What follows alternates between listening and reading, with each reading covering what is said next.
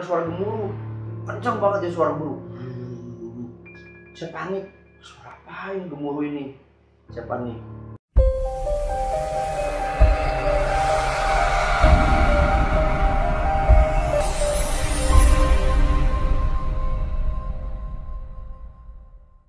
Karena minjem mobil ya.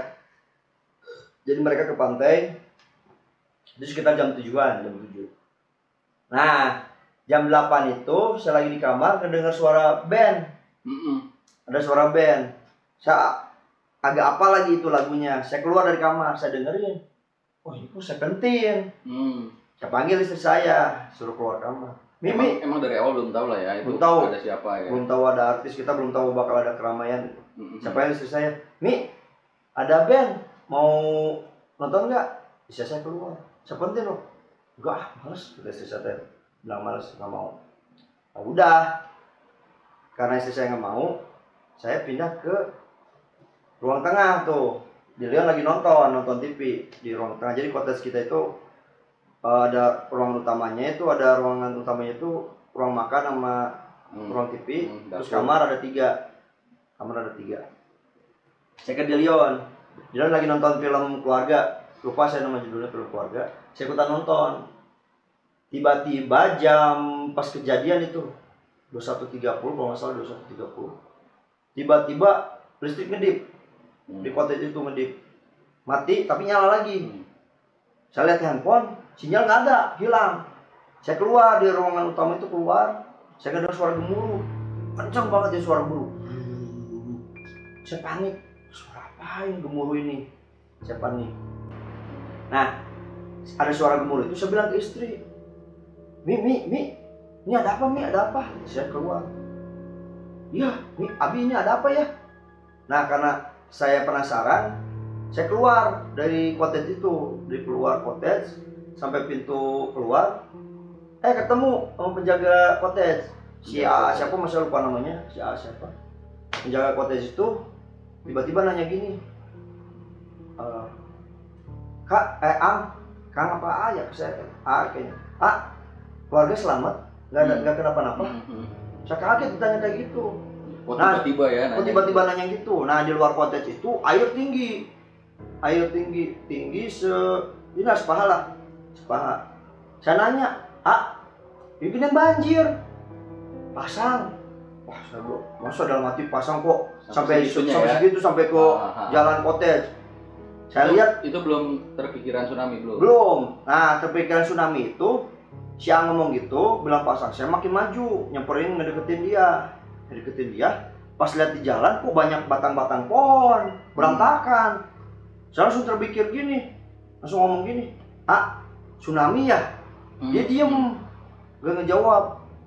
Saya tanya lagi, tsunami ya? Akhirnya dia ngomong, iya tsunami. Nah, kenapa saya kepikiran tsunami? Mungkin waktu kejadian jam 5 sore itu, yang saya doang yang ngerasain gempa. Jam 5 sore. Jadi sama si Gunung Krakatau Merah ya? Iya, Gunung Krakatau Merah. Nah, gara-gara dia bilang mengiyakan itu tsunami, akhirnya saya lari. Karena saya kepikiran 6 orang yang pergi ke pantai. Saya lari, sampai ke pos satpam. Di pos satpam saya teriak-teriak. Karena di situ sepi banget. Area hotel itu mati lampu. Lampu nggak nyala. Beda sama cottage. Area hotel itu mati lampu. Sepi banget, berantakan, kondisinya berantakan. Saya teriak-teriak, ini ada apa? Saya bilang gitu. Gelap gulita terus sepi banget. Sepi. Si security keluar dari ruangan security itu, dari pos. Dia mukanya pucet kayak yang takut habis mengalami apa gitu. Saya tanya, Pak, tsunami ya? Dia nggak ngejawab, cuma ngeliatin saya. Saya bilang gini, Pak, cepat panggil polisi, cepat panggil ambulan, kasih tahu tsunami. Dia nggak menjawab juga, tapi mukanya dia muka pucet. Karena saya nggak direspon, akhirnya saya memutuskan masuk ke area hotel. Baru masuk ke area hotel sedikit, ya dari pos satpam itu sekitar 20 meter. Saya ketemu Muti lagi jalan. Dia sendirian itu? Sendirian. Yang lainnya tuh nggak ada orang juga? Nggak ada. Dia berdua, Muti berdua. Muti itu dipegangin sama perempuan. Karena Muti itu jalannya nggak seimbang. Dia juga korban. Terus saya bilang ketemu Muti, saya bersyukur ya masih bisa ketemu Muti, bersyukur. Tiba-tiba Muti langsung ngomong gini, tsunami, tadi tsunami. Akhirnya saya makin yakin bahwa itu tsunami karena saya ngomong tsunami. Habis itu saya ngomong, tsunami? Iya. Papa mana? Yang ditanyain pertama itu papa. Saya langsung ingat, iya papa ada di rombongan itu, ada di 6 orang itu. Terus saya langsung memutuskan, Muti masih kuat jalan? Iya, masih kuat jalan. Kalau masih kuat jalan, Muti ke Villa. Saya nyebutnya Villa waktu itu, ke Muti bilangnya cottage itu. Villa, temuin kakak Dea, bilangin ada tsunami. AA mau nyari yang lain. Iya. Nah, Muti akhirnya memisahkan diri. Saya menuju area dalam hotel. Muti memutuskan ke cottage. Area hotel itu luas banget. Jadi bukan kayak hotel-hotel di perkotaan ya. Oh, ini hotelnya banyak resortnya kayak gitu. Saya masuk ke area hotel, Muti ke arah cottage. Ternyata Muti gak sampai ke cottage. Nanti saya ceritain ada yang persoalan si Muti kenapa nggak nyampe ke cottage. Saya masuk ke area hotel lebih dalam lagi. Makin gelap, suasananya makin berantakan. Sebab saya ngelihat ada bangunan tembok-tembok rubuh, banyak pohon-pohon, batang-batang pohon. Ya. Saya takut itu pada saat itu pas jalan, saya takut nginjek sesuatu gitu yang tajam-tajam. Saya ngeluarin handphone. Saya jadiin alat penerangan satu-satunya itu adalah handphone.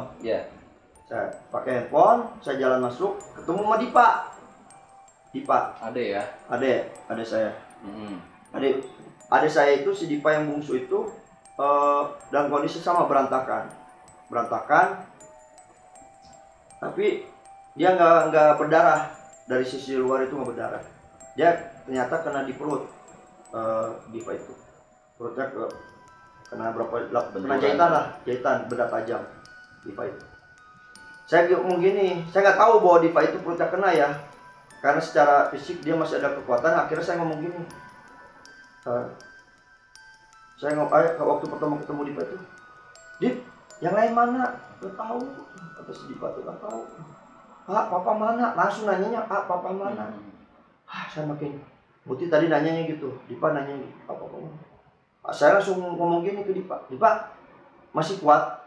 Karena saya ngeliatnya secara fisik, Dipa nggak ada yang luka ya, karena mungkin ketutupan baju. Iya masih kuat. Yaudah kalau Dipa masih kuat, Dipa ikut sama kita cari ke dalam, kita cari yang lainnya. Iya ayo. Nah setelah nemuin Dipa, itu udah dekat sama restoran ya, tapi karena gelap saya nggak tahu di depan saya itu ada area restoran. Saya di handphone itu saya matiin dulu senternya. Saya pakai telepon. Saya telepon kakak saya, gak nyambung, gak ngangkat. Ternyata kakak saya itu tidur. Saya tiba-tiba abis itu telepon ke istri saya, karena saya tahu istri saya nggak tidur. Saya telepon ke istri saya dalam kondisi panik berisik lah, nggak jelas ngomong karu-karuan, mau ngejelasin bahwa ini tsunami. Istri saya makin panik. Istri saya makin panik, saya panik, istri saya panik, ngejelasinnya nggak jelas. Pokoknya yang istri saya dapat itu tuh, ini lagi ada tsunami gitu. Saya langsung minta gini, panggilin kakak Dea, kasih telepon ke kakak Dea. Akhirnya istri saya ke kamar kakak Dea. Gedor, kakak Dea keluar, telepon dikasihin ke kakak Dea. Nggak dengar saya ngomong yang nggak jelas, panik. Kakak saya marah. Kakak saya, kamu tenang, kamu jelasin yang benar, jangan panik gitu. Jangan panik. Nah setelah itu saya langsung agak tenang. Langsung diredam gitu. Nah, saya jelasin bahwa tsunami ini kemungkinan besar ini tsunami. Terus kakak saya nanya, kamu udah ketemu siapa aja? Saya bilangin udah ketemu Muti sama ketemu Dipa. Terus siapa lagi yang belum ketemu? Saya jelasin karena kakak saya itu nggak tahu ada yang berangkat itu siapa. Saya sebutin satu-satu. Berarti yang belum ketemu itu kan ada 4 orang lagi. Frida, Chandra, Papa, sama Onel. Saya jelasin itu. Yaudah, kamu cari terus ke sana, area situ kamu cari terus. Kakak mau ngurusin yang lain. Jadi kita itu kayak kebagi 2 tim. Saya nyari, saya dengan Dipa nyari korban. kakak saya nyelamatin yang selamat yang ada di cottage. Di cottage. Nah, kakak saya itu menyelamatkan, berarti ada 9 orang ya, 9 orang yang di cottage. Itu dibawa kemana tuh? Dibawa ke area luar kawasan, kawasan Tanjung Lesung. Benar-benar di luar, rumah warga gitu. Ke depan toko. Saya masih ingat di depan toko. Katanya itu udah ramai itu. Saya tahu ramainya pas kakak saya ngejemput saya. Baik lagi ngejemput saya. Saya baru lihat di situ ramai. Jadi kakak saya nurunin semuanya 9 orang kecuali istrinya. Istrinya dibawa ke dalam lagi. Bawa ke dalam lagi. Ternyata kakak saya itu gak ketemu Muti. Jadi Muti itu gak nyampe ke cottage. Kemana tuh? Ya itu masih tanda tanya pada saat itu. Semua orang gak tahu Muti itu kemana. Yang tahu bahwa ada yang ketemu Muti itu cuma saya. Bahwa saya satu-satunya saksi bahwa Muti itu masih sehat. Nah, Bu Muti itu gak nyampe cottage. Nanti saya ceritain yang soal Muti. Nah, kakak saya ngurusin yang itu, ngurusin yang 9 orang itu dibawa keluar sama barang-barang penting. Saya lanjut, saya sama Dipa lanjut. Nyisir area situ lah ya. Ya, nyisir area. Udah mulai dekat area restoran. Pokoknya yang bangunannya lebih tinggi dari yang lain. Di situ banyak tangga-tangga. Saya ngeliat pakai senter HP, kok banyak orang. Saya senterin, itu berantakan kondisinya. Kondisi berantakan. Korban yang luka-luka lah ya. Iya. Berdarah, bajunya kotor, wah berantakan. Saya sambil teriak ngomong gini, ini tsunami ya? Saya bilang gitu. Iya Pak, ini tsunami. Pak cepet Pak, panggilin ambulan. Pak, di sini banyak korban. Saya bilang gini karena saya udah nelpon sama kakak saya. Iya, saya jawab iya. Iya, ambulan sudah dipanggil, tunggu aja. Karena saya udah nelpon ke kakak saya.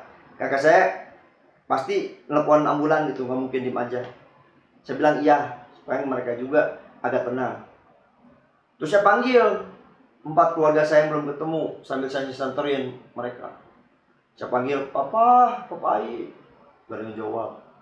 Chandra, gak ada yang jawab. Onel, gak jawab. Pas saya bilang, Frida, ada yang jawab. Suara cewek pelan-pelan. Dekat itu, dekat. Nah. Posisinya dekat. Dekat. Oke. Tapi kalau gelap gulita, saya nggak yakin itu yang manggil Frida. Wah, suara cewek manggil. Saya senterin ya. Ini siapa saya? Jadi itu jarak berapa ya? Jarak. Dia posisi duduk. Berdiri. Duduk di antara kerumunan itu, duduk. Oh, samping-sampingnya ada korban. Banyak itu. Oke. Banyak. Mereka semua terluka. Tiba-tiba saya lari, manggil Teteh, langsung tahu posisi kali ya. Teteh langsung meluk. Saya kaget, itu si Frida. Saya deketin, pas saya deketin, astagfirullah. Itu Frida itu kondisinya berantakan. Kondisinya berdarah, dia berdarah di sini. Itu rambutnya banyak ranting-ranting pohon. Rumput, ranting pohon berantakan, baju berantakan dia. Dia tuh kan pakai kerudung, berarti kerudungnya juga kelepas. Kerudungnya kelepas. Saya samperin akhirnya gini. Pida, masih pertanyaan awal saya lagi. Oh iya nih. Pida gimana? Sakit Kak? Ngomongnya gitu. Sakit. Oh sakit. Langsung Pida langsung ngomong gini. Kak, nyari papa mana? Lagi. Kak, papa mana? Saya makin hati itu makin sakit. Setiap ketemu pasti langsung tanya, papa mana? Saya langsung kepikiran, kok emang papa mereka kepisahnya gimana sih? Saya kan nggak tahu ya kejadian waktu tsunami gimana. Saya baru tahu detail itu setelah Frida sama Muti sehat baru. Nah, akhirnya saya bilang gini ke Frida, ke Dipa, Dip, jagain Teteh. Kakak mau ke dalam lagi, mau nyari yang lain. Akhirnya saya masuk ke area restoran, turun dari restoran, ada tangga, ke area kolam renang. Saya itu sebetulnya nggak tahu area hotel itu karena saya belum pernah ke area hotel ya. Kolam renang, saya lihat kolam renang. Nah dari kolam renang, saya teriak-teriak, saya panggilin 3 orang. Papa, Onel, Chandra. Nah pas saya manggil-manggil 3 ini, ada yang jawab. Arigan, Arigan. Suara laki-laki. Tapi kok bukan suara papa. Ketemu tuh Iya. si Mas Chandra Itu ya. ternyata Mas Chandra. Oke. Mas Chandra yang manggil-manggil saya samperin. Jadi dari area kolam renang itu ke pantai itu ada rumput. Saya jalan ke area rumput, si laki-laki itu nyamperin. Makin dekat makin jelas, oh Mas Chandra. Oh ini Mas Chandra. Mas Chandra pas ketemu saya langsung nanyain Muti, istrinya. Kak, Muti gimana? Muti mah sehat, udah ketemu. Dia tenang. Setelah nanya Muti langsung nanya, Kak, papa mana? Saya makin kacau ya, perasaan saya makin kacau. Belum ketemu. Emang yang belum ketemu siapa aja? Papa mau Onel. Onel gimana kak? Kata Chandra tuh. Nggak tahu, belum ketemu. Yaudah, Mas Chandra, kita ketemu Frida dulu. Saya kumpulin tuh mereka di tangga restoran itu. Jadi Chandra, Diva sama Frida itu dikumpulin di situ di area restoran. Saya jalan ke sekitar pantai. Saya jalan sekitar pantai, saya teriakin nama papa, gak ada yang jawab. Nah, sebetulnya ada hal-hal yang bikin saya trauma waktu saya nyari itu. Jadi di area dekat kolam renang itu udah banyak jenazah. Udah banyak jenazah. Jadi saya jadi seperti mati rasa ngelihat jenazah itu ada geletak. Itu biasanya saya jarang ngeliat jenazah gitu, ini ngeliat jenazah itu udah bergeletakan. Dengan rupa yang macam-macam. Lanjut tuh. Nah, perasaan saya udah campur aduk gak enak itu, akhirnya saya balik lagi ke Chandra yang ngumpul bertiga. Saya tanya satu-satu, masih kuat jalan nggak? Mereka jawab, masih, ayolah maksain. Yaudah kita ke cottage. Kita bawa ke cottage, tapi rutenya berbeda dari saya masuk. Karena saya nyari papa saya. Saya belokin dari restoran, belok ke kanan lewatin jalan yang lain. Sambil saya teriak-teriak. Dipa sama saya masih punya energi, kita teriak-teriak. Panggilin papa sama Onel. Papa, Onel, panggil. Tiba-tiba di perjalanan ada yang menjawab. Di sebuah reruntuhan bangunan itu ada yang menjawab, tolong, menjawab itu, tolong. Cewek cowok, suaranya bapak-bapak. Saya mikirnya itu bapak saya.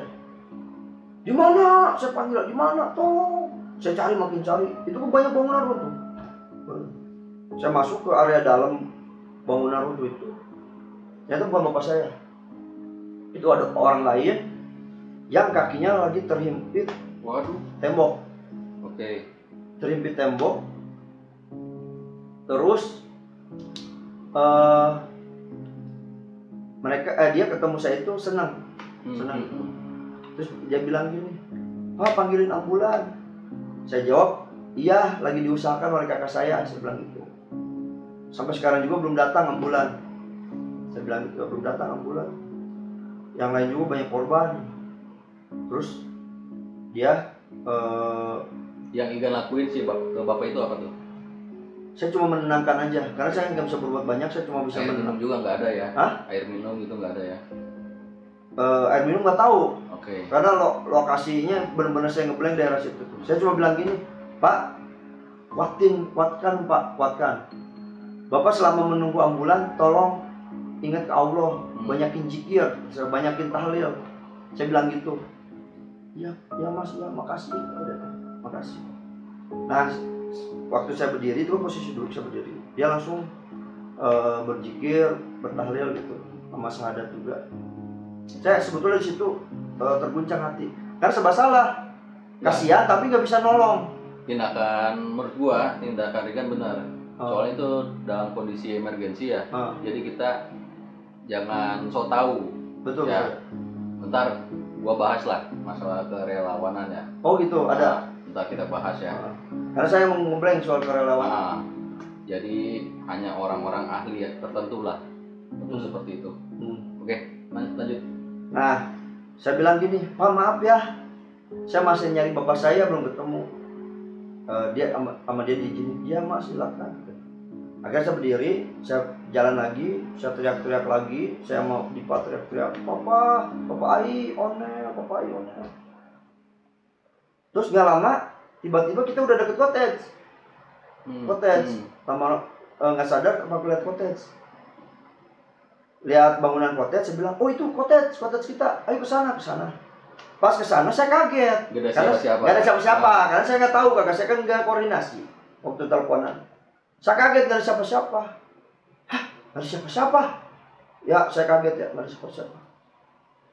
Terus saya balik lagi ke pos satpam, saya bawa, berarti berempat kita ya, 3 korban, 1 saya. Saya balik lagi ke pos satpam. Dari posisi jalan utama mobil ngebut. Saya mulai tahu itu mobil siapa. Oh, mobil kakak saya. Ngebut langsung posisi gitu. Kayak inilah kayak film-film. Istrinya langsung buka pintu. Bro, cepat masuk. Kata istrinya teh. Cepat masuk. Ternyata saya baru sadar. Sebetulnya tsunami itu ada tsunami lanjutan.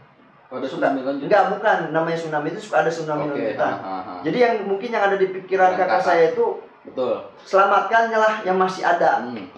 Makanya kenapa kakak saya itu buru-buru waktu nerima telepon saya nyelamatin yang masih hidup. Terus waktu ngejemput saya juga buru-buru. Kita berempat. Kita di dalam mobil. Berarti yang di dalam mobil itu kakak saya, istrinya, terus sama empatan.